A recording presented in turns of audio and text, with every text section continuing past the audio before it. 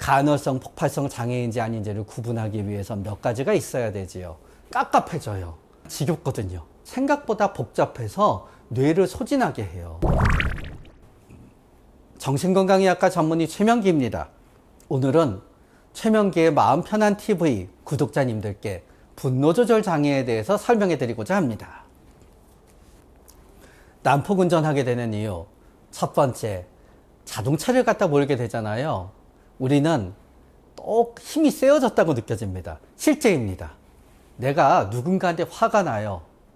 근데 싸움을 못 거는 이유는 뭐냐? 싸움 걸었다가 맞을 것 같은 거예요. 만약에 내가 누군가랑 달리기 하다가 누가 나를 추월했어요. 내가 달리기해서 그 사람 쫓아가야 돼요. 쫓아가다가 보면 걔가 나보다 잘 달리면은요, 나는 숨이 막혀서 어차피 나는 난폭 달리기를 할 수가 없어요. 자동차? 밟으면 되는데 쫓아가면 되지요. 그래서 첫 번째 난폭 운전의 이유는요, 자동차를 이용할 수 있기 때문이에요. 난폭 운전의 두 번째 이유는요, 이 운전이라고 하는 게요, 생각보다 복잡해서 뇌를 소진하게 해요. 우리는 일하느라고 너무 바빠요. 내가 컴퓨터에서 아주 복잡한 작업을 하고 있어요. 틀리면 안 돼요.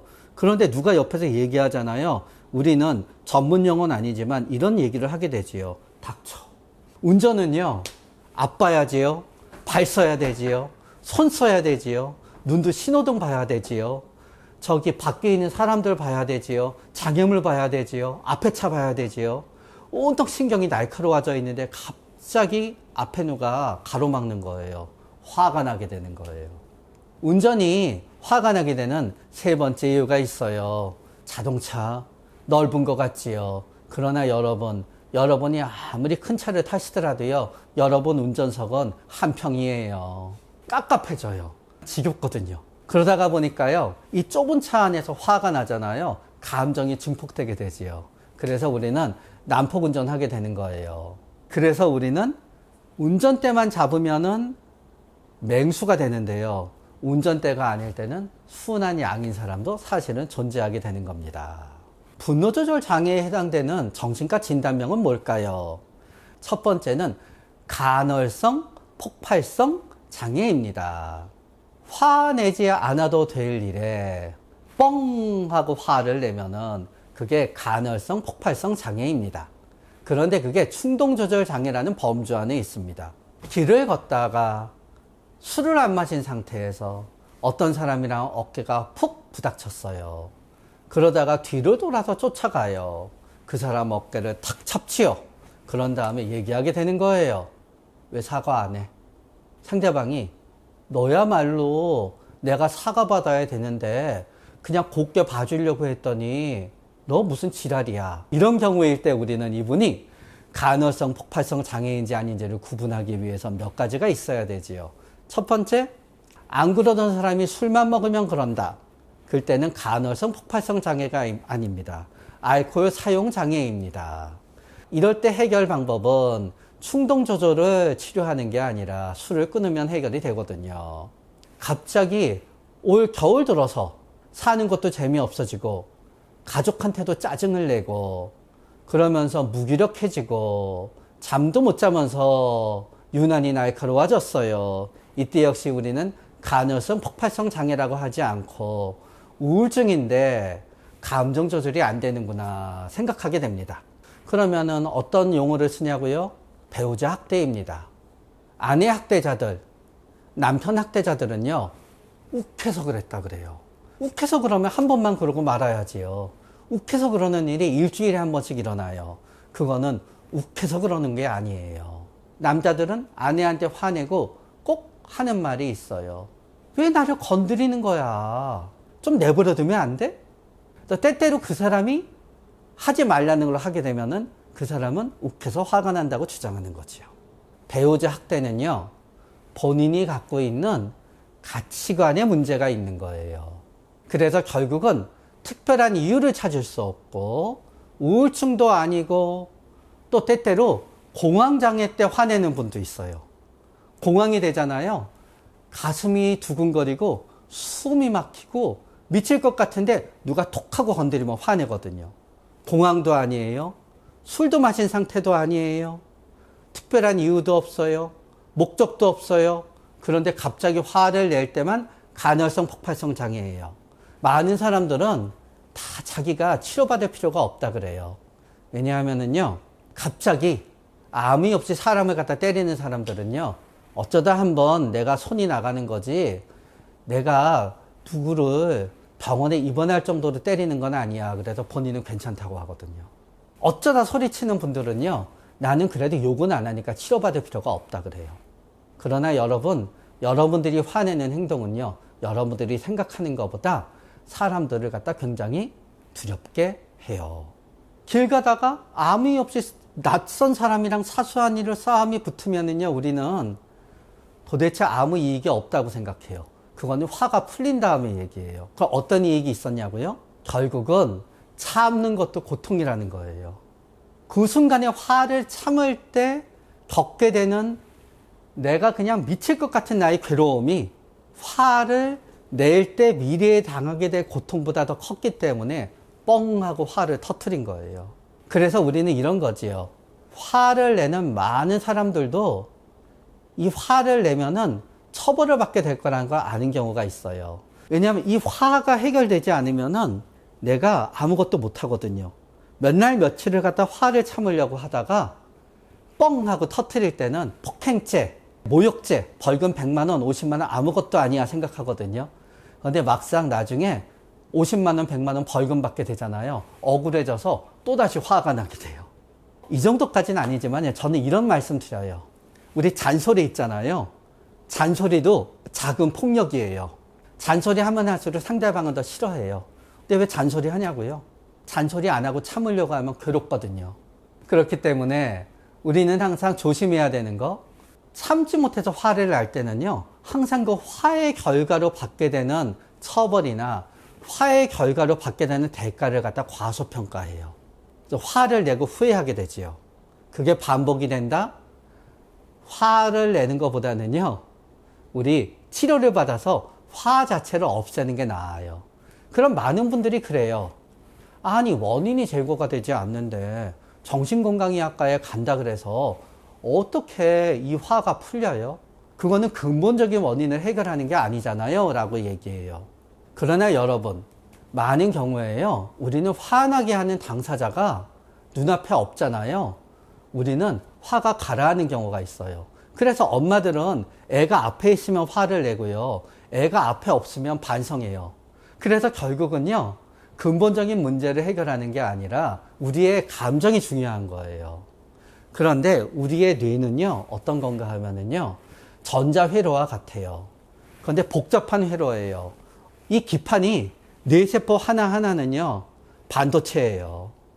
그런데 반도체는 전기가 여기서 여기까지 가거든요. 뇌세포들은 전기가 뇌세포 축사 끝까지 흐르다가 잠깐 멈춰요. 그때 그 전기는 화학물질로 바뀌어요. 신경전달물질로. 그래서 그 다음 뇌세포에 전달이 되잖아요. 그럼 또 전기가 흐르기 시작하는 거예요.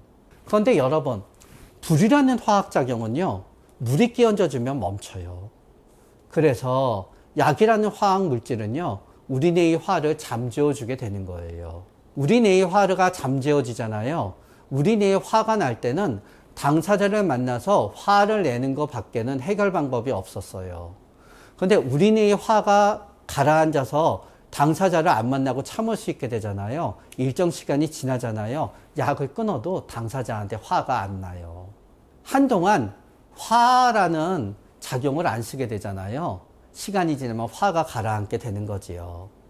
그렇기 때문에요, 여러분, 화는 화내서 해결될 때도 있지만요, 때때로 치료받아서 화라는 감정 자체를 오랫동안 안 느끼게 되는 게 해결 방법이 되는 경우가 때때로 있게 되는 거지요.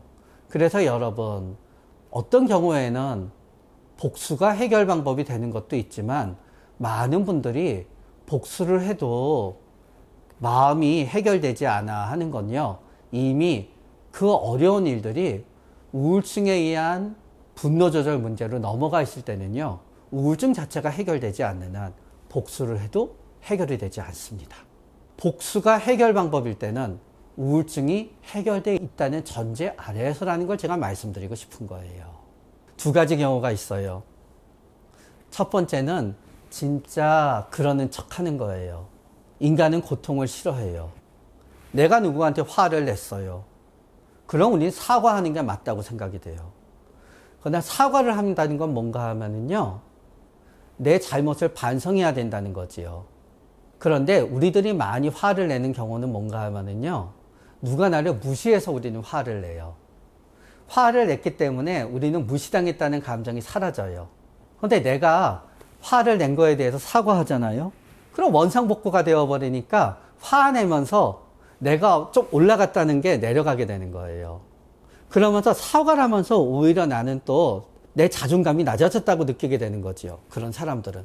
그러니까 화내놓고 나서 사과하지 않으려고 하면은요, 아무 일도 없다는 듯이 스르륵 보내면 되는 거예요. 그래서 이 사람들은 그 일에 대해서 기억하고 있으면서 사과하지 않고 넘어가려고 하는 거죠. 넘어가면 나한테 이익이니까. 근데 실제로 이런 사람도 있어요. 화를 내놓고 나서요, 상대방이 그것 때문에 마음 아파했다는 걸 몰라요. 그러나 화내는 인간도 화냈을 땐 지도 괴로우니까 화를 냈잖아요. 화를 내고 내 괴로움이 없어지잖아요. 당한 사람도 괴로움이 없어졌을 거라고 생각해요. 가해자는 금세 잊어먹고 피해자는 잊어먹지 못하는 법이지요. 그래서 피해자인 여러분들이 가해자는 잊어먹은 것 같은데 나는 계속 고통이 이어지잖아요. 여러분, 가해자한테 너 때문에 내가 이렇게 괴롭다고 하는 거를 인지시키지 않는 한 가해자들은요, 여러분들한테 먼저 사과하지 않아요. 사과하지 않고 넘어가면 편하거든요. 그러나 여러분들의 불편함 때문에 사과를 구걸하게 되잖아요. 그 역시 여러분들이 편해지지가 않아요. 왜냐하면 사과를 구걸하게 되잖아요. 상대방은 어떻게 나오냐 하면은, 그래, 사과했다. 그런데 여러분이 다음에 그 일로 얘기하려고 하잖아요. 저번에 다 끝내놓고 나서 왜 이렇게 구는 거야? 라고 얘기하게 돼요. 그래서 여러분, 저는 이렇게 얘기해요, 여러분. 용서하지 마시고요. 그냥 계속 미워하세요. 오히려 억지로 사과받고 용서하잖아요. 여러분들이 미워할 권리마저 잃어버리게 되세요. 그런데요, 여러분이 용서하지 않고 그냥 미워하시더라도요, 어느 순간 우리 감정은 저절로 해결되게 돼요. 그러나 미워하고 싶지 않아서 억지로 사과받고 용서하잖아요. 때때로 여러분은 더 비참해지세요. 오늘은 분노 조절에 대해서 살펴봤습니다. 여러분이 화가 나실 때요, 마음을 조절하려고 하는 시도 대부분 실패하십니다. 그러니 실패해도 됩니다. 조절되었다가 화냈다가, 조절되었다가 화냈다가 하면서 우리는 괜찮아지게 되는 거예요. 우리는 화가 나 있는 여기에서 뚝 이렇게 되기를 바라요. 이런 경우가 없어요. 그럼 적어도 이거를 바라지요. 이것도 힘들어요. 그럼 어떻게 되냐고요? 이렇게 되는 거예요. 화내고 참았다가 하면서 괜찮게 되는 거지요. 그나마 나은 방법이 있다 그러면 그거는 상황을 조절하는 거예요. 너무 화가 나 있잖아요. 이 상황에 여행을 떠나세요. 여러분이 화가 나 있는 곳이 대한민국 서울이잖아요. 멀리 떠날수록 좋아요. 그래서 여러분이 저기 북유럽 가 있잖아요. 비행기 내리는 순간 한국에서 화가 났던 건 좀 잊어먹을 수 있어요. 그러나 여유가 없지요. 그러면 이렇게 하셔도 돼요. 이런 부부가 있었어요. 이 부부는 결혼하기 전에는 신나게 서로 놀러 다니면서 너무너무 사이가 좋았어요. 그런데 결혼하자마자부터 싸우기 시작했어요. 그래서 제가 그 결혼한 부부를 상담하게 되면서 탁 점쟁이처럼 제가 언제 싸우게 되는지 알아맞혔지요. 휴일에 더 많이 싸우지요. 그랬더니 저를 점쟁이 보듯이 했어요. 어떻게 아세요? 휴일에 계속 붙어 있으니까 싸우는 거예요. 얘기하시더라고요. 우린 연애할 땐 안 싸웠어요. 그때는 둘이서 신나게 밖에 놀러 다니니까 안 싸우셨지요. 그런데 결혼하셨는데 매 주말 아침부터 밤까지 신나게 놀러 다니려고 할 수는 없잖아요. 그럼 어떻게 하지요? 제가 얘기했어요. 2시간에 한 번씩 한 명이 나가서 30분씩 밖에서 산책하고 들어오세요. 2시간 이상 붙어 있지 않으시면 안 싸우십니다. 물론 이렇게 하긴 어려워요. 그러나 제 말씀은 이거인 거죠. 화 자체를 참으려고 하지 마시고요. 화가 나는 상황을 없애기 위해서 노력하세요. 여러분을 화나게 만드는 사람, 여러분들 화나게 만드는 상황은 의외로 별로 없어요. 여러분들 화나게 만드는 사람을 만날 때는요, 밥도 많이 먹고요, 물도 많이 마시고요, 괜찮을 때 하세요. 여러분을 화나게 하는 사람이 전화하잖아요. 일단 받지 마세요. 마음의 준비가 된 다음에 모든 일을 끝내고 저녁 7시쯤 10분 전화하다가 끊을 거야 하고 여러분이 전화하시고 10분 되면 끊으세요. 그럼 화낼 일이 없어져요. 감사합니다. 다음에는 더 좋은 주제로 찾아뵙기 위해서 노력하겠습니다.